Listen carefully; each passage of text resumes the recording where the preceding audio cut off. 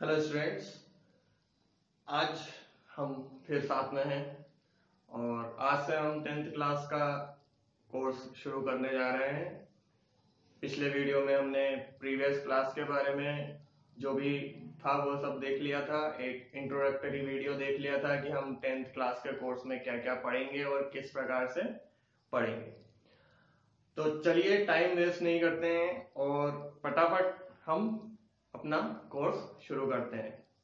आपकी पहली इकाई का नाम डिजिटल डॉक्यूमेंटेशन है और डिजिटल डॉक्यूमेंट क्या होता है, डिजिटल डॉक्यूमेंटेशन क्या होता है, एक डिजिटल डॉक्यूमेंट कैसे तैयार किया जाता है, ये हमने पिछले वीडियो में देख लिया था।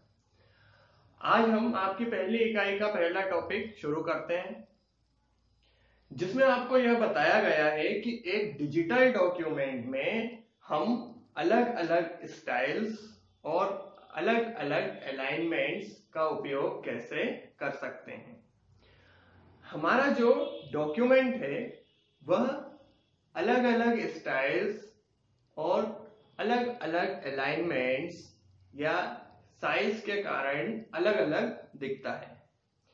जैसे कि आपने देखा होगा, एक फॉर्मेट है आपकी बुक का फॉर्मेट, ठीक है। जो आपको जो डिजिटल डॉक्यूमेंट मिला हुआ है, आपको जो व्हाट्सएप पर जो बुक मिली या आपने डाउनलोड की, वो क्या है, एक डिजिटल डॉक्यूमेंट है। उस डिजिटल डॉक्यूमेंट का फॉर्मेट एक अलग फॉर्मेट है। वो कैसा फॉर्मेट है? एक बुक की तरह फॉर्मेट है। आपने देखा होगा जब कुछ लोग जॉब के लिए अप्लाई करते हैं, नौकरी के लिए उन्हें आवेदन देना होता है, तो वह क्या बनाते हैं, अपना एक रिज्यूमे बनाते हैं, ठीक है। उस रिज्यूमे को भी हम क्या कहेंगे, एक डिजिटल डॉक्यूमेंट। कब? यदि वह मोबाइल या लैपटॉप या कंप्यूटर के अंदर है। लेकिन यहां पर रिज्यूम का फॉर्मेट क्या होता है, एक अलग तरीके का फॉर्मेट होता है। आप जब ऑनलाइन किसी चीज के लिए अप्लाई करते हैं या किसी नौकरी के लिए आवेदन भरते हैं, तो उस एप्लीकेशन फॉर्म का फॉर्मेट भी अलग होता है, ठीक है। इसी तरीके से जब हम न्यूज़पेपर पढ़ते हैं, तो जब न्यूज़पेपर छापने के लिए न्यूज बनाई जाती हैं, तो उस न्यूज रिपोर्ट्स का फॉर्मेट जो है वह अलग होता है। यह सब क्या है? यह सब अलग अलग प्रकार के डिजिटल डॉक्यूमेंट हैं। लेकिन इन सभी का फॉर्मेट, इनकी स्टाइल, इनका अलाइनमेंट, इनके बीच में स्पेसिंग, सब कुछ अलग होता है। तो हम एक डॉक्यूमेंट में किस प्रकार से उसका फॉर्मेट या उसकी स्टाइल को बदल सकते हैं और क्या क्या उसमें हम इंसर्ट कर सकते हैं, यह हम देखेंगे। आपको याद दिला दूं, यह थोड़ा बहुत हम 9th क्लास में भी पढ़ चुके हैं, जैसे कि हेडर और फुटर। इस टॉपिक के अंदर भी हम हेडर और फुटर के बारे में पढ़ेंगे और 9th क्लास में भी आप लोग हेडर और फुटर के बारे में पहले पढ़ चुके हैं। इसलिए मैं आशा करता हूं कि आप लोगों को समझने में ज्यादा दिक्कत नहीं आएगी। एक बात और मैं यहां बता दूं आपको कि इस वीडियो के बाद में हम यह जब पढ़ लेंगे तो उसके बाद में हम इसका प्रैक्टिकल भी करेंगे। उसके लिए हम एक अलग वीडियो बनाकर देंगे, ठीक है। तो आप ये फिक्र मत कीजिएगा कि सिर्फ पढ़ा रहे हैं और करके नहीं बता रहे, ठीक है। करके भी बताएंगे। जैसे जैसे सुविधा होती जाएगी हम प्रैक्टिकल्स भी करते जाएंगे। अब बात करते हैं सबसे पहले कि एक डॉक्यूमेंट है हमारे पास, ठीक है। हमें उसका क्या चेंज करना है, उसका अलाइनमेंट। और जो डॉक्यूमेंट में लाइंस लिखी हुई हैं, उन लाइंस के बीच की स्पेसिंग, ठीक है। इसके लिए हमें क्या करना होगा? तो सबसे पहले हम क्या करते हैं, एक डॉक्यूमेंट को ओपन करते हैं। किसमें ओपन करते हैं? माइक्रोसॉफ्ट वर्ड में, ठीक है। माइक्रोसॉफ्ट वर्ड में एक डॉक्यूमेंट जो हमने पहले से बना रखा है, उसको हमने ओपन किया, जिसमें हमें अलाइनमेंट और उसकी स्टाइल्स को चेंज करना है। ओपन करने के बाद में हमने कौन से टैब पर क्लिक किया? पेज लेआउट टैब पर क्लिक किया। इस पेज लेआउट टैब में हमें एक ग्रुप मिलेगा जिसे क्या कहा जाता है? Paragraph group. ठीक है, सबसे पहले डॉक्यूमेंट ओपन किया, पेज लेआउट ग्रुप पर टैब पर क्लिक किया और उसके बाद कहां गए हम? पैराग्राफ ग्रुप में। पैराग्राफ ग्रुप में आपको एक एरो मिलेगा। कैसा एरो? आपने अगर बुक देखी हो तो आपको बुक में दिखाया गया है, इस तरीके का एक एरो आपको मिलेगा। ठीक है, जहां पैराग्राफ लिखा हुआ है ठीक उसके पास में यह एरो आपको मिल जाएगा। जैसे ही आप इस पर क्लिक करते हैं आपके सामने एक डायलॉग बॉक्स ओपन होगा। इस डायलॉग बॉक्स में आप पूरे डॉक्यूमेंट की अलाइनमेंट चेंज कर सकते हैं। कहां से आप लाइन शुरू करना चाहते हैं, कहां खत्म करना चाहते हैं, यह सब कुछ हम इस अलाइनमेंट की डायलॉग बॉक्स में चेंज कर सकते हैं। दो लाइंस के बीच की स्पेसिंग को भी हम यहां से बदल सकते हैं। इसके अलावा आपको यहां पर इस डायलॉग बॉक्स में एक टैब नाम का ऑप्शन और मिलता है। जब आप उस पर क्लिक करेंगे तो आपके सामने एक टैब विंडो ओपन हो जाएगी। इस टैब विंडो में से हम जो हमारा डॉक्यूमेंट है उसकी स्टार्टिंग पोजीशन और एंडिंग पोजीशन को बदल सकते हैं। ठीक है, हम डॉक्यूमेंट ओपन करते हैं। डॉक्यूमेंट ओपन करने के बाद में पेज लेआउट टैब पर क्लिक करते हैं। पेज लेआउट टैब में हमें क्या मिलता है? Paragraph group. इस पैराग्राफ ग्रुप में हमें अलग अलग ऑप्शंस दिए गए होते हैं, जहां से हम पूरे डॉक्यूमेंट का अलाइनमेंट चेंज कर सकते हैं कि हमारा डॉक्यूमेंट कहां से शुरू होगा, कहां खत्म होगा, बीच में लिखना चाहिए हमें या लेफ्ट साइड से शुरू करना है या राइट साइड से शुरू करना है। यह सब कुछ हम पैराग्राफ ग्रुप में से सिलेक्ट कर सकते हैं। इसके अलावा दो लाइंस के बीच का जो स्पेस है, जो गैप रहता है, वह कितना रखना है हमें, यह भी हम पैराग्राफ ग्रुप की मदद से तय कर सकते हैं। अब यह सब कुछ हम कंप्यूटर पर भी करके देखेंगे, लेकिन यह सब हम नेक्स्ट वीडियो में करके देखेंगे या आने वाले समय में जैसे ही अवेलेबिलिटी होगी हम यह सब कुछ करके भी देखेंगे। अब ज्यादा टाइम वेस्ट ना करते हुए हम आगे बढ़ते हैं और आगे बढ़ के देखते हैं कि अब हमें नेक्स्ट क्या पढ़ना है। आपकी बुक में इसके बाद आपको हेडर और फुटर के बारे में बताया गया है। आप 9th क्लास में भी हेडर और फुटर अच्छे से पढ़ चुके हैं। जिन बच्चों ने नहीं पढ़ा है कोई बात नहीं, हम दोबारा पढ़ने जा रहे हैं। एक बार आप फिर से अच्छे से पढ़ लीजिए, क्योंकि हेडर और फुटर अक्सर इस्तेमाल किए जाने वाले ऑप्शंस हैं। सबसे पहले हम देखते हैं कि हेडर और फुटर होते क्या हैं।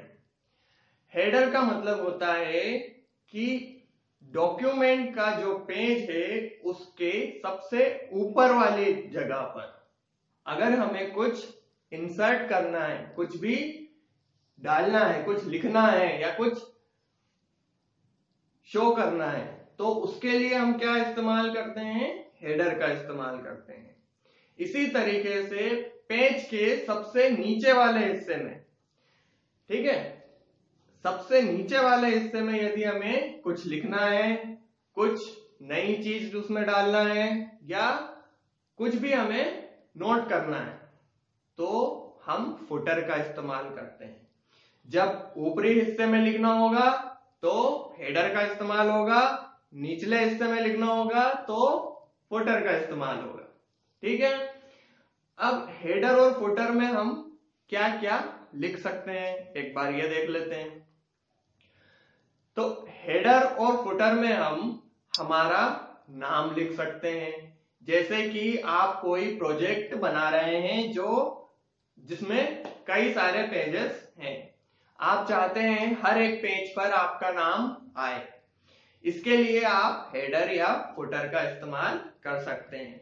अगर आप चाहते हैं कि आपका नाम पेज के सबसे ऊपर के हिस्से में आए तो हेडर का इस्तेमाल करिएगा, और अगर चाहते हैं सबसे निचले हिस्से में आए तो फुटर का इस्तेमाल कर लो।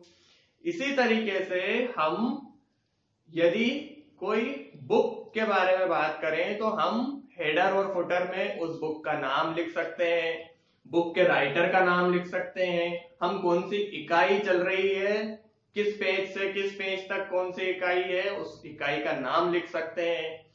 तो कहने का मतलब ये है कि हम हेडर और फुटर में कुछ भी, जो भी हम चाहते हैं, जो भी हम दिखाना चाहते हैं वह टाइप कर सकते हैं। ठीक है, तो हम कह सकते हैं कि हम हेडर और फुटर में अपनी इच्छा के अनुसार या अपनी जरूरत के अनुसार कुछ भी टेक्स्ट टाइप करके शो कर सकते हैं। हेडर में लिखेंगे तो सबसे ऊपर दिखेगा और फुटर में लिखेंगे तो सबसे नीचे दिखेगा।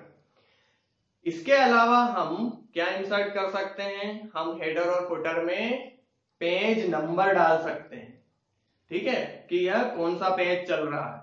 मान लीजिए आपने एक डॉक्यूमेंट बनाया जिसमें 25 पेज है, तो आप हर एक पेज के ऊपर नंबर डाल सकते हैं, जैसे आपकी किताबों में रहता है।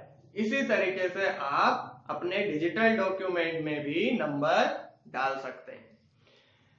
पेज नंबर के अलावा हम टाइम और डेट को भी इंसर्ट कर सकते हैं।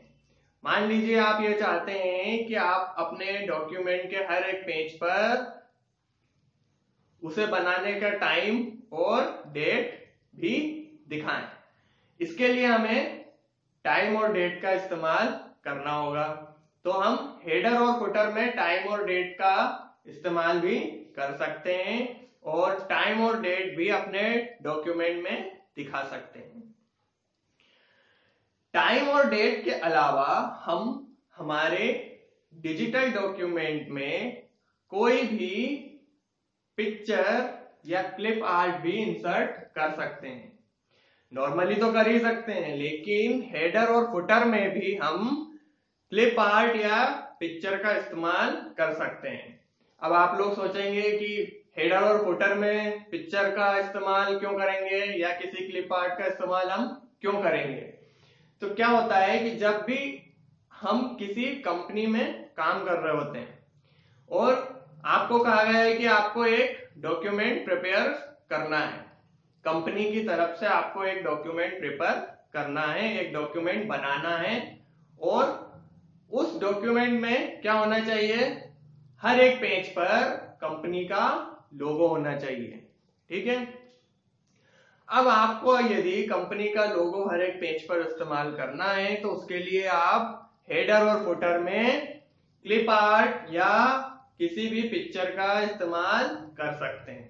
ठीक है, अब सबसे पहले हम यह देख लेते हैं कि हेडर को कैसे इस्तेमाल किया जाता है। हमने यह तो देख लिया कि हेडर क्या होता है, हमने यह भी देख लिया कि हेडर में हम कौन कौन सी चीजें इस्तेमाल कर सकते हैं। हम हेडर में पेज नंबर इंसर्ट कर सकते हैं, टाइम एंड डेट इंसर्ट कर सकते हैं, कोई टेक्स्ट इंसर्ट कर सकते हैं, या फिर हम क्लिप आर्ट या पिक्चर भी इंसर्ट कर सकते हैं। अब यह हेडर वाला ऑप्शन हमें मिलेगा कहां पर। आपने एक डॉक्यूमेंट ओपन कर लिया, डॉक्यूमेंट बना लिया, अब आपको उसमें हेडर का उपयोग करना है। तो यह हेडर का ऑप्शन आपको कहां पर मिल जाएगा यह हमें देखना होगा। हेडर के ऑप्शन के लिए सबसे पहले हम कहां पर क्लिक करेंगे, हम करेंगे इंसर्ट टैब पर क्लिक। हेडर का ऑप्शन हमें कहां मिलेगा, इंसर्ट टैब के अंदर मिलेगा। यह आप पहले कर चुके हैं, आपने इसका प्रैक्टिकल भी किया हुआ है कुछ बच्चों ने, इसलिए इतना मुश्किल नहीं है। आप लोग डॉक्यूमेंट खोलेंगे, आपने डॉक्यूमेंट बना लिया है पहले से, आपने उसको ओपन किया, ओपन करने के बाद में इंसर्ट टैब पर क्लिक किया। इस इंसर्ट टैब में आपको कौन सा वाला ग्रुप मिलेगा? Header and footer. Header and footer group के अंदर आपको हेडर का ऑप्शन भी मिल जाएगा और फुटर का ऑप्शन भी मिलेगा।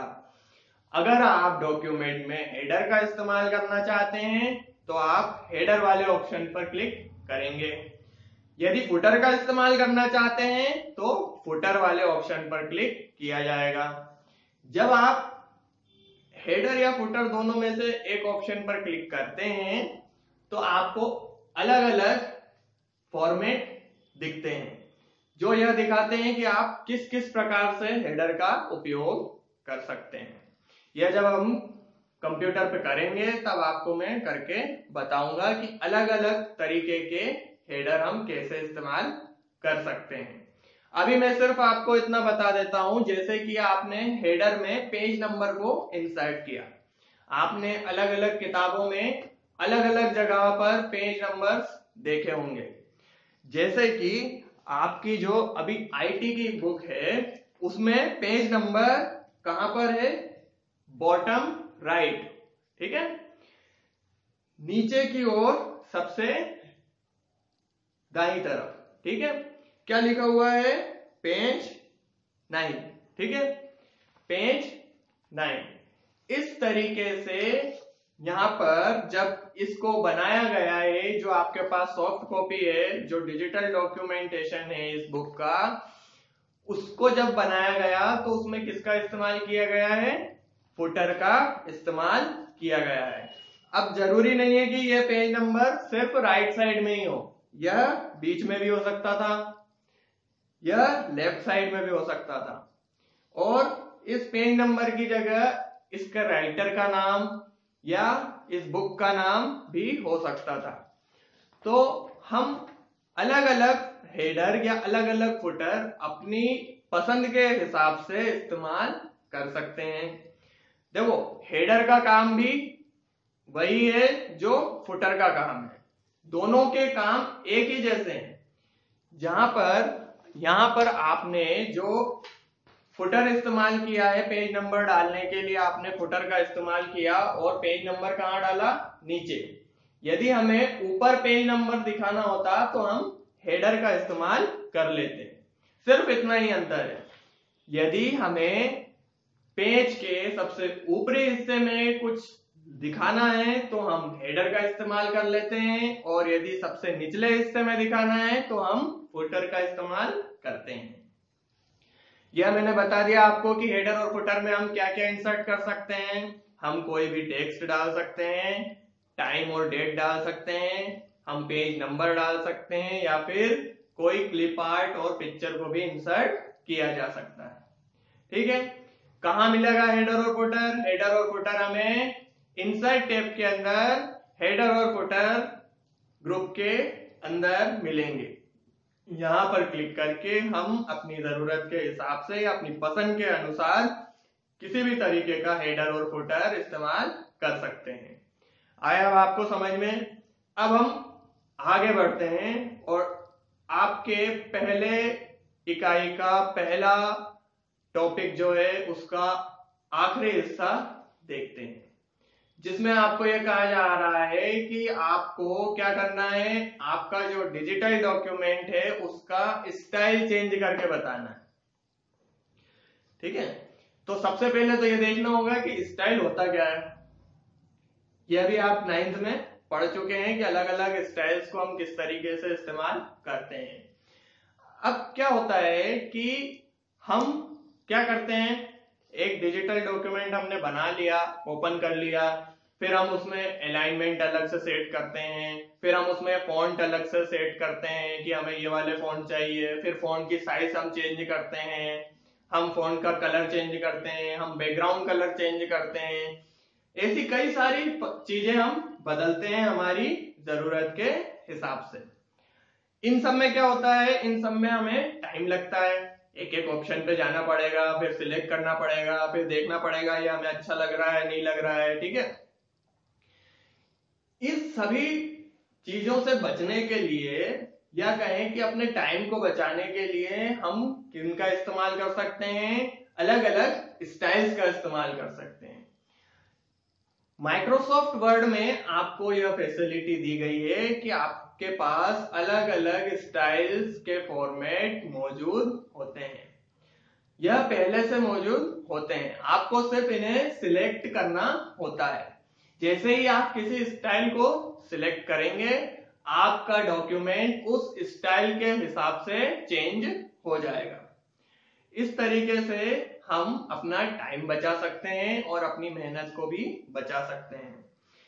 तो यह स्टाइल वाले ऑप्शन हमें कहां पर मिलते हैं, इसके लिए हमें ज्यादा भटकने की जरूरत नहीं पड़ती, या हमें होम टैब पर ही अवेलेबल हो जाते हैं। कोई और टैब खोलने की जरूरत नहीं है, ना इंसर्ट टैब पे जाना है, ना पेज लेआउट टैब पे जाना है, कहां पर ही रहना है, होम टैब पर ही रहना है। होम टैब पर हमें स्टाइल वाला एक ग्रुप दिखता है, ठीक है। इस ग्रुप में हमें अलग अलग तरीके के स्टाइल के फॉर्मेट दिए गए होते हैं। जैसे जैसे हम एक एक स्टाइल के फॉर्मेट पर क्लिक करते हैं हमारा डॉक्यूमेंट उस स्टाइल के हिसाब से चेंज हो जाता है। इनमें से जो भी स्टाइल हमें अच्छी लगती है हम उस पर क्लिक करके उसे सिलेक्ट कर सकते हैं। अब मान लीजिए हमें और स्टाइल्स देखनी है या चेंज करनी है, फिर से हमें चेंज करना है, तो आपको स्टाइल ग्रुप में ही एक ऑप्शन दिया गया होता है चेंज स्टाइल, ठीक है। आपने अगर बुक देखी हो, आपके पास बुक अवेलेबल है, तो आप बुक में देख सकते हैं आपको